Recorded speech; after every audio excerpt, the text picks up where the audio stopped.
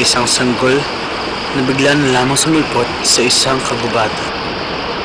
Walang nakakaalam kung paano napunta ang batang yan doon. Tanging siya lamang ang naroon dahil puro halaman at mga puno ang nakapagpaligid sa kanya.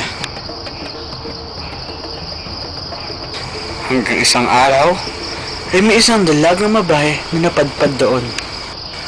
Natagpuan niya ang sanggol na umiiyak. Agad niyang pinakain at inalagaan ito. Pinangalanan niya ang sanggol na Pilina. Lumaki si Pilina na isang napakagandang dalaga. Si Pilina ay ginawa ng kanyang ina ng isang perlas na kwintas. Ang kwintas na iyon ay kasing ganda ni Pilina at nakalilok dito ang kanyang pangalan.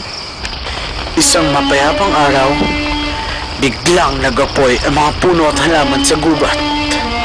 Lumaki ito hanggang sa nilamon na ng apoy ang mag-ina. Dumugundong at nagbitak-bitak ang lupa.